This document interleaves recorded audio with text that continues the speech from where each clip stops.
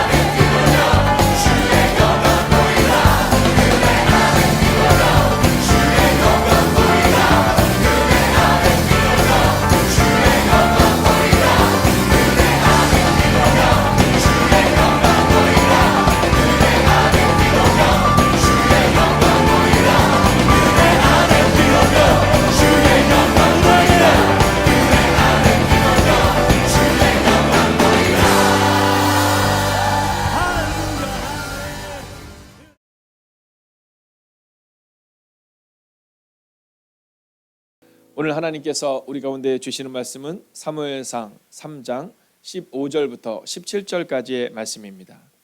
우리가 한 절씩 읽고 마지막 절은 같이 읽겠습니다. 사무엘상 3장 15절. 사무엘이 아침까지 누웠다가 여호와의 집의 문을 열었으나 그 이상을 엘리에게 알게 하기를 두려워하더니 엘리가 사무엘을 불러 이르되 내 아들 사무엘아 하니 그가 대답하되 내가 여기 있나이다 하니 그가 함께 있습니다. 이르되 내게 무엇을 말씀하셨느냐? 청하노니 내게 숨기지 말라.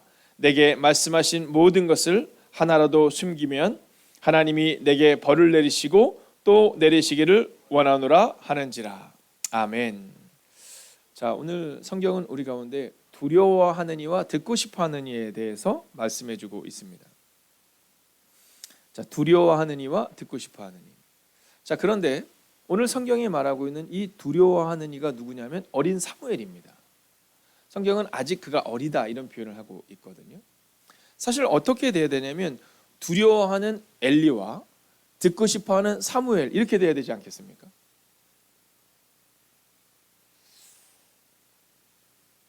아니 그러지 않겠냐고 여쭤보는 겁니다. 네.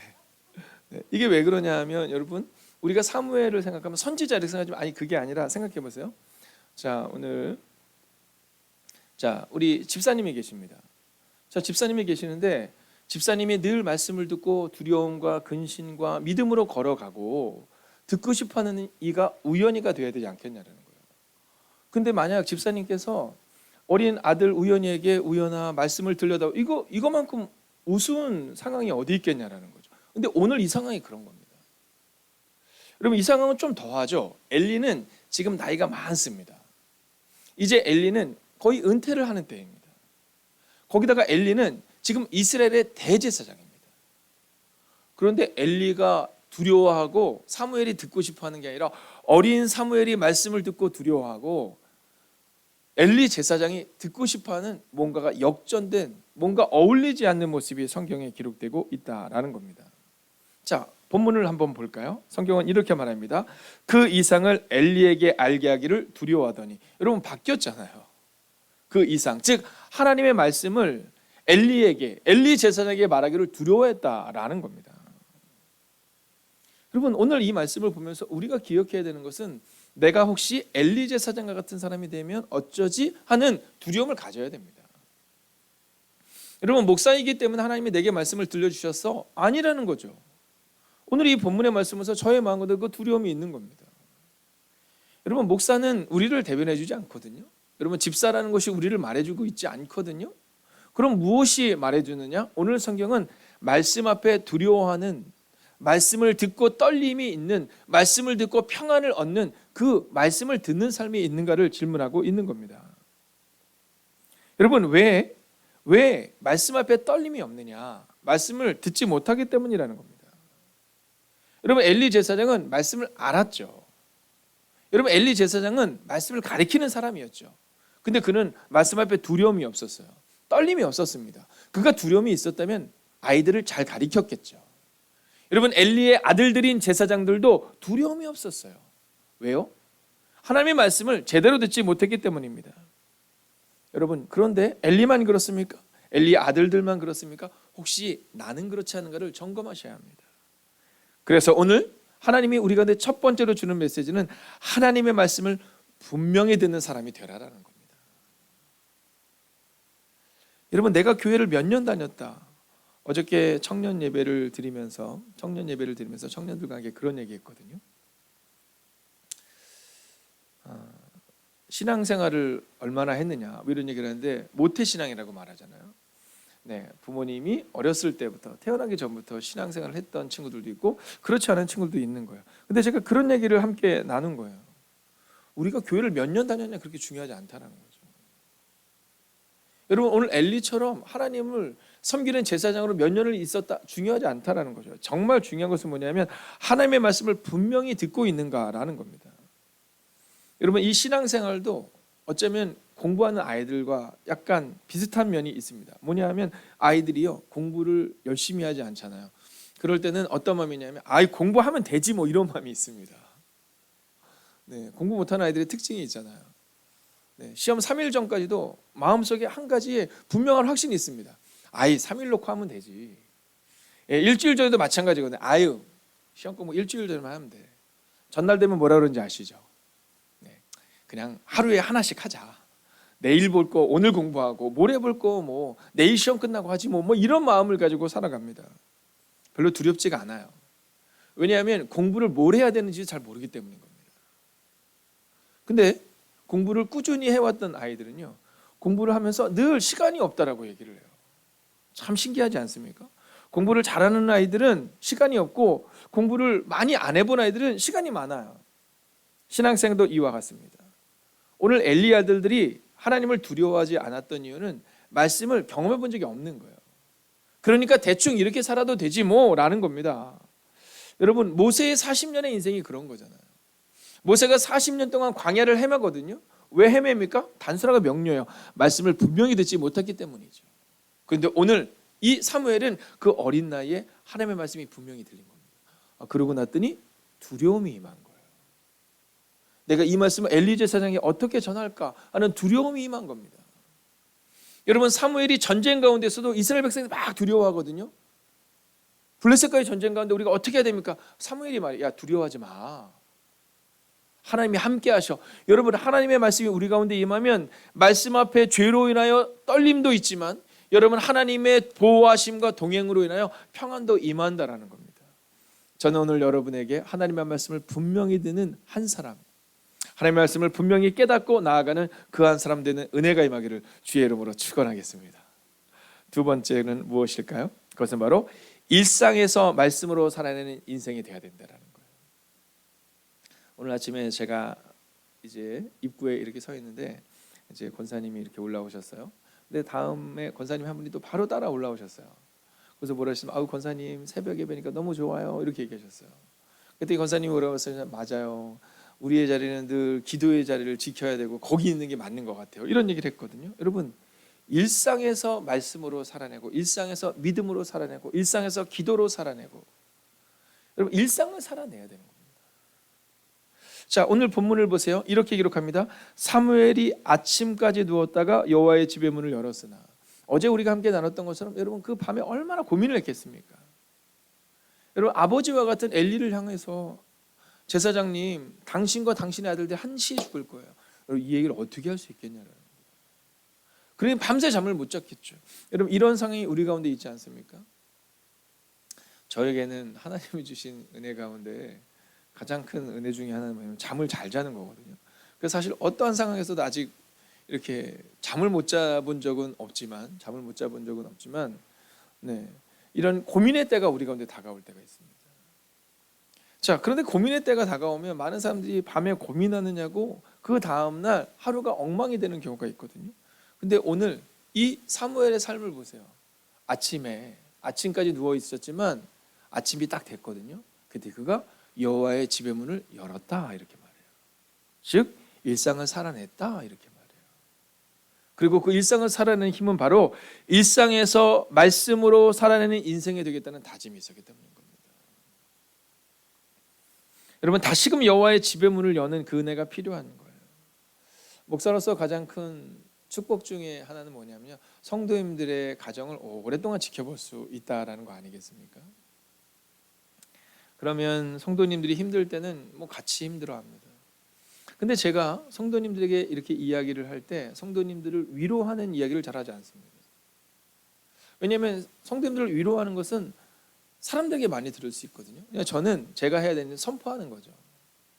그래서 가끔은 성도님들이 목사님의 말씀을 듣고 위로를 얻고 갑니다. 그러지만 사실은 위로하는 게 아니라 저는 선포하는 거예요. 성경이 말하고 있는 것처럼 하나님께서 오늘을 살아낼 때 반드시 그 문제를 넘어서게 하실 것이다라는 걸 선포하는 거죠. 왜냐하면 제가 본 건 그거거든요. 제가 본 건 성도님들이 어렵지 않다라는 게 아닙니다. 종종 성도님들이 너무 어려워서 눈물 흘리고 아파하고 오랫동안 힘들어하는 모습을 봅니다.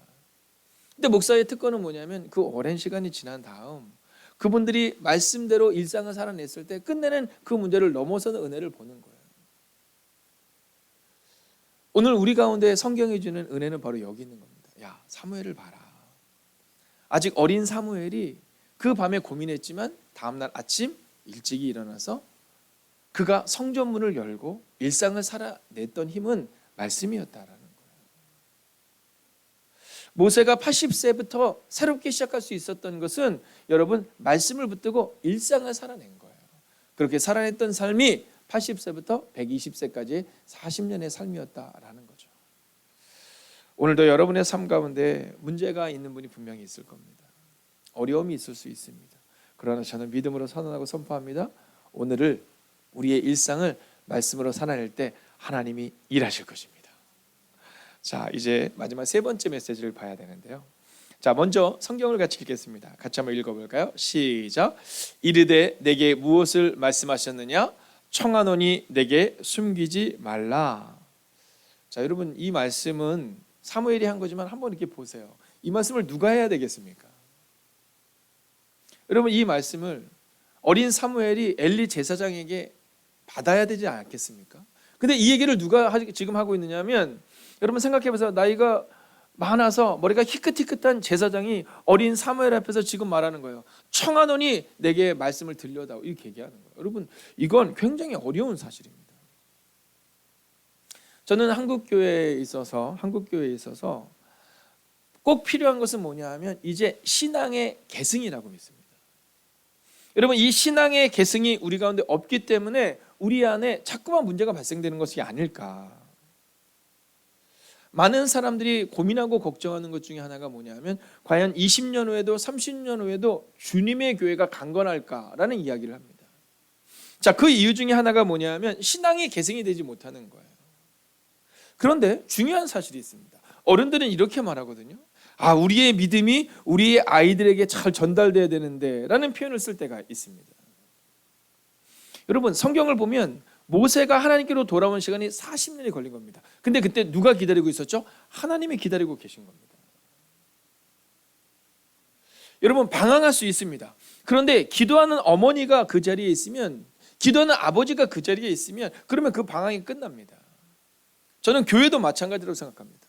여러분 교회에서도 방황이 있을 수 있습니다. 여러분 우리의 자녀들이 방황할 수 있습니다. 우리의 교회가 방황할 수 있습니다. 그런데 그곳에 어른들의 기도의 자리가 있어야 교회의 방황이 끝납니다. 여러분 종종 교회의 방황 가운데 어떤 일들이 일어나면 신앙의 계승이 깨져요.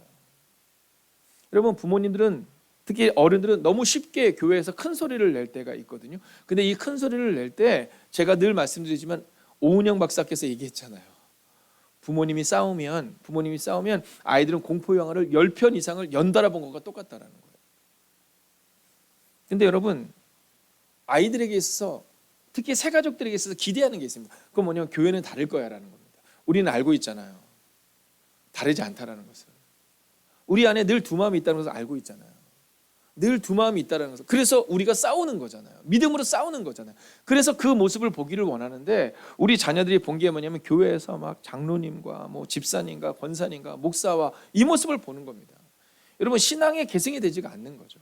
만약 오늘 우리가 우리의 다음 세대에게 만약 기도의 모습을 보이고 있다면 여러분 우리의 다음 세대가 조금 방황해도 괜찮습니다. 정말로 괜찮습니다. 그러나 중요한 것은 오늘 엘리처럼 말씀을 듣지 못하고 그리고 신앙의 계승이 되지 않아서 그의 아들들이 하나님 앞에 범죄하고 이스라엘 백성들 앞에 범죄함을 일어나여 신앙의 계승이 되지 못했을 때 여러분 엘리의 가문뿐만이 아니라 온 이스라엘 백성들 가운데 하나님의 음성이 들리지 않는 상황이 반복적으로 나타나게 된다는 겁니다. 여러분 그래서 오늘 성경이 주는 마지막 세 번째 메시지는 하나님의 말씀을 듣는 사람이 되라로 다시 돌아오는 겁니다. 여러분 특별히 우리 사랑하는 임원들에게 오늘 온라인으로 예배드리는 사랑하는 집사님, 권사님, 장로님들에게 부탁드립니다. 여러분 하나님의 말씀을 직접 듣는 사람이 되십시오. 그래야 신앙의 계승이 일어납니다. 우리의 자녀들이 우리에게서 기도하는 어머니의 모습이, 기도하는 집사님의 모습이 보여져야 됩니다. 말씀을 가르치는 집사님의 모습이, 권사님의 모습이 보여줘야 됩니다. 기도의 자리를 지키는 집사님의 모습이, 권사님의 모습이 보여줘야 됩니다. 직접 하나님의 말씀을 듣는 어른들의 모습이 우리 교회 가운데 있어야 한다라는 겁니다. 여러분 모세와 여호수아를 보십시오. 여러분 모세가 12명의 정탐꾼을 보냅니다. 그리고 12명의 정탐꾼을 보낸 다음 그 10명의 정탐꾼의 이름을 혹시 아십니까? 아마 우리 사랑하는 권사님들에게 여쭤봐도 잘 모르실 거예요. 네, 우리 젊은 집사님도 당연히 모르실 거예요. 왜냐하면 저도 잘 모릅니다. 의미 없는 이름들이기 때문에 전혀 기억이 나지 않습니다. 그러나 두 사람은 기억나죠? 여호수아와 갈렙입니다. 여러분, 성경은 하나님의 말씀을 듣지 못했던 휩쓸렸던 10명의 정탐꾼을 통해 역사가 일어난 게 아닙니다. 휩쓸렸던 60만 명의 사람들을 통해 역사가 일어났던 게 아닙니다. 하나님의 말씀을 직접 들었던 모세가 있었기에 하나님이 이스라엘 백성들에게 은혜를 주실 수 있었고, 모세가 죽은 다음에도 하나님의 음성을 직접 듣는 여호수아가 있었기에 하나님의 음성이 들릴 수 있었던 겁니다. 저는 오늘 믿음으로 선언하고 선포합니다. 우리 행복의 거룩한 교회에 속한 하나님의 거룩한 백성들은 하나님의 음성을 듣는 부모 세대요, 자녀 세대요, 하나님의 음성을 듣는 원로 세대요, 그리고 우리의 믿음으로서는 다음 세대가 되는 은혜가 임하기를, 그리고 그렇게 되시기를. 여러분, 직접 하나님의 음성을 듣는 모세가 있었고, 모세가 죽은 다음에도 직접 하나님의 음성을 듣는 여호수아가 있었던 것처럼 여러분, 우리의 교회 가운데도 바로 그 은혜가 일어나야 한다라는 거죠. 오늘 말씀을 마칩니다. 하나님의 말씀을 듣는 인생이 되시고, 그리고 증명하는 인생들 되시기를 주의 이름으로 축원하겠습니다. 기도하겠습니다. 오늘 우리가 함께 이 말씀을 붙들고 기도합니다. 말씀을 직접 듣는 인생이 되게 해달라고 기도합시다. 여러분, 다른 사람 쫓아다니는 인생이 아니라 말씀을 직접 듣는 인생, 또한 신앙의 계승이 있는 가정과 교회가 되게 해달라고 기도합시다.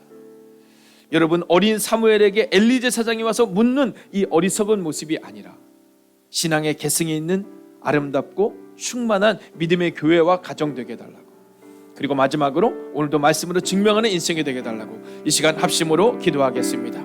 오 살아계신 아버지 하나님, 오늘도 우리가 주님을 기대하며 나아갑니다. 하나님 말씀을 직접 듣는 인생들이 되기를 원합니다.